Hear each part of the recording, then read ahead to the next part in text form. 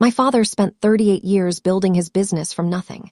He started with a single pickup truck, a toolbox, and a dream. By the time he turned 65, he owned a successful construction company, several rental properties, and enough savings to retire comfortably. People respected him because he earned everything the hard way. Nothing was given to him. Every dollar represented sacrifice. When my father died, the entire family expected a large inheritance. My brother Ryan especially. Ryan spent most of his adult life working inside my father's company. Everyone assumed he would eventually take over the business. My sister Jessica wanted the family house. My mother expected the savings accounts. As for me, I never expected much. I moved away years earlier and started my own life. I loved my father, but I wasn't involved in his business. The reading of the will happened 2 weeks after the funeral. The lawyer opened the documents and began reading. Everything happened exactly as everyone expected. My brother inherited the construction company. The company was valued at more than $800,000. Ryan looked thrilled. My sister inherited the family home. The property alone was worth nearly $1 million. Jessica smiled immediately. My mother received retirement accounts, savings, and insurance payouts worth several $100,000. Then the lawyer looked at me. I waited. Nothing happened. He continued reviewing paperwork. Still nothing. Finally, he handed me a small envelope. Just an envelope, no money, no property, no investments, no explanation. My brother actually laughed. Jessica looked confused. Even my mother seemed uncomfortable. Inside the envelope was a handwritten note from my father. The message contained only one sentence. If you're reading this, visit First Federal Bank and ask for Mr. Thompson. That was it. No account number, no instructions, no explanation, just a bank name and a person. For several weeks I ignored it. I was grieving. The inheritance didn't matter, my father mattered. But eventually curiosity won. One rainy Monday morning I walked into First Federal Bank. The receptionist made a phone call after hearing my father's name. Less than 2 minutes later, an older man wearing an expensive suit appeared. Mr. Parker. Yes, my name is Daniel Thompson. The moment he shook my hand, I knew something unusual was happening. He escorted me through several secured doors and into a private conference room. Then he placed a thick folder on the table. Your father asked me to keep this safe. I opened the folder. Inside were corporate records, property deeds, investment statements, ownership agreements, hundreds of pages. None of it made sense. The companies listed weren't familiar. The properties weren't familiar. The investments weren't familiar. Yet every document somehow connected back to my father. I looked up. What exactly am I looking at? Mr. Thompson smiled. Reason your father left you that envelope. The next hour, he explained something that completely changed my understanding of my father. Years before his death, my father secretly purchased ownership stakes in warehouses, commercial buildings, and logistics companies through separate corporations. He never told anyone, not my mother, not my brother, not my sister, nobody. At first, the investments were small. Then they grew, and grew, and grew. By the time my father passed away, the portfolio had become worth several $1 million. I stared at the valuation report. The total number looked impossible. I checked it again, then again, then again. The assets were worth over $12 million. I felt like I couldn't breathe. My brother inherited an $800,000 company. My sister inherited a house. My mother inherited savings. But somehow my father had quietly built an entirely separate fortune. And according to the documents sitting in front of me, I was now the sole owner. I thought the shock was over. I was wrong. Because hidden inside the folder was another letter. And the first sentence would explain exactly why my father trusted me with everything. Stared at the number for what felt like an eternity. $12 million. The warehouses, the commercial buildings, the logistics companies, the investment partnerships. My father had spent decades quietly building an empire that nobody in the family knew existed. Then I opened the second letter. The first sentence immediately caught my attention. If you're reading this, then everyone probably believes you inherited the least. I continued reading. Your brother believes he understands business because he worked in it. Your sister believes wealth comes from owning property. Your mother believes security comes from savings. None of them understand what creates wealth. Ownership creates wealth.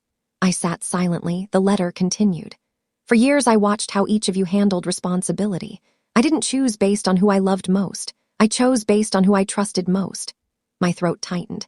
The next several pages explained everything. My father noticed something years earlier. Whenever there was a problem, I solved it. Whenever someone needed help, I showed up. Whenever money was involved, I thought long-term. Meanwhile, Ryan focused on spending. Jessica focused on appearances. My mother focused on comfort. None of them were bad people, but none of them understood how to protect what he had spent 40 years building. When I left the bank that afternoon, my entire life felt different. Not because I was rich, because I suddenly understood why my father made the decisions he did. For nearly 3 months, I told nobody, not my mother, not my brother, not my sister, nobody. I wanted time to understand the businesses before making any decisions. Then everything exploded. One evening, Ryan called me. His voice sounded angry, very angry. "Why didn't you tell us?" My stomach dropped. Somehow he had found out. "Tell you what? Don't play stupid." The line went silent for a moment. Then he said the words I had been dreading. "I know about the portfolio." By the end of the week, the entire family knew. The reactions were exactly what I expected. Ryan was furious. Jessica felt betrayed. My mother cried. Everyone suddenly wanted answers. Everyone suddenly wanted meetings. Everyone suddenly wanted to discuss fairness. The same people who barely cared about my envelope now couldn't stop talking about it. A family meeting was scheduled for Saturday. The moment I walked into my mother's house, I knew it would be ugly. Ryan started immediately. "Dad would never have wanted this." I laughed, not because it was funny, because the statement made no sense. "He literally signed the documents." That answer made him even angrier. Jessica accused me of hiding information. My mother asked if I planned to share the assets. For nearly 2 hours, they argued. Finally, I placed my father's letter on the table. "Read it." Nobody spoke while reading. The room became completely silent. For the first time, nobody had a response, because the explanation came directly from my father, not from lawyers, not from accountants. Not from me, from him. Over the following year, something interesting happened. Ryan struggled with the construction company. The business that looked valuable on paper required constant effort. Employees quit. Projects went over budget. Profits declined. The company lost money. Meanwhile, Jessica faced problems with the house. Property taxes increased. Insurance costs increased. Repairs became expensive. The dream inheritance slowly became a burden. My mother's savings accounts shrank as living expenses increased. For the first time, everyone started understanding the difference between cash and assets. Cash gets spent. Assets create income. The businesses my father left behind continued growing. Warehouse rents increased. Commercial property values increased. Logistics contracts expanded. Within 2 years, the portfolio was worth significantly more than $12 million. Then something happened that nobody expected. One of the logistics companies received a buyout offer from a national corporation. The offer was enormous, far larger than anyone imagined. And when the final numbers arrived, I realized my father hadn't just left me a fortune. The buyout offer arrived on a Tuesday morning. At first, I assumed it was another routine inquiry. Over the previous 2 years, several companies had approached us about partnerships and acquisitions. Most offers were ignored. This one was different, very different. A corporation making the offer was one of the largest logistics companies in North America. Their executives wanted full ownership of the business, not partial ownership, not a partnership, everything. The negotiations lasted nearly 6 months. Lawyers reviewed contracts. Financial analysts reviewed valuations. Accountants reviewed records. Every week the numbers increased. 20 million, 25 million, 30 million, then even higher. The final offer exceeded $40 million, 40 million. I sat inside my office staring at the paperwork. For a moment I thought about my father, the pickup truck, the long hours, the sacrifices, the years nobody noticed. Everything he built had led to this moment. The transaction closed 3 months later. When the funds finally arrived, my life changed forever. But something unexpected happened. I wasn't excited. I wasn't celebrating. Instead, I kept thinking about the family, the same family that spent years fighting. The same family that nearly destroyed itself over money. The same family my father spent his life trying to protect. A week after the sale closed, I invited everyone to dinner. My mother arrived first. Ryan arrived next. Jessica arrived last. Nobody knew why I called the meeting. The atmosphere felt awkward. For several minutes, nobody spoke. Finally, I stood up. "Have something to tell you." Everyone looked at me. Company was sold. Ryan nodded. He already knew that much. Then I continued. Deal closed for over $40 million. Room became completely silent. Jessica nearly dropped her glass. My mother looked shocked. Ryan stared at me. Nobody said a word. Then I pulled out another envelope. An envelope I had carried for months. Inside were 3 checks, one for my mother, one for Ryan, one for Jessica. My mother looked confused. Ryan looked suspicious. Jessica looked terrified. I smiled. Open them. My mother opened hers first. Then she gasped. Ryan opened his next. His eyes widened. Jessica opened hers last. For several seconds, she simply stared. Each check was for $1 million. Nobody spoke. Nobody moved. The room felt frozen. Finally, Ryan looked at me. Thought about the question. Then I answered honestly. Because Dad spent his entire life building this family. I don't want money to be the reason it falls apart. My mother's eyes filled with tears. Ryan lowered his head. Jessica started crying. For the first time since my father's death, nobody argued. Nobody complained. Nobody talked about fairness. The fighting was finally over. Several weeks later, I returned to one of the warehouses my father purchased decades earlier. Most of the property had already been transferred to the new owners. The building stood nearly empty, quiet, peaceful. I walked through the warehouse one last time. Near the back office sat an old metal cabinet. Inside was a small box I had never seen before.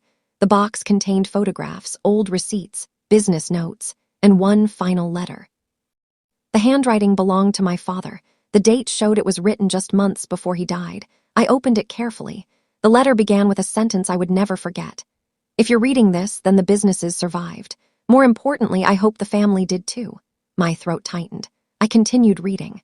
Money is useful. Wealth is useful. But neither matters if they destroy the people you love. I spent 40 years building assets. The real challenge was building a family strong enough to survive them. Tears filled my eyes. The final paragraph was short, very short. Reason I chose you wasn't because you were the smartest. It wasn't because you were the most successful. It was because I believed you would choose people over money when the time came. I sat alone inside that empty warehouse for nearly an hour, thinking, remembering, understanding. For years I believed my father left me a fortune. I was wrong. The fortune wasn't the money. The fortune was the trust, the responsibility, the lesson. Because millions of dollars can disappear, businesses can fail, properties can lose value, but character remains.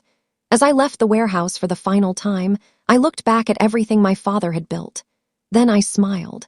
The man who started with a pickup truck and a toolbox had created something far greater than wealth. He had created a legacy.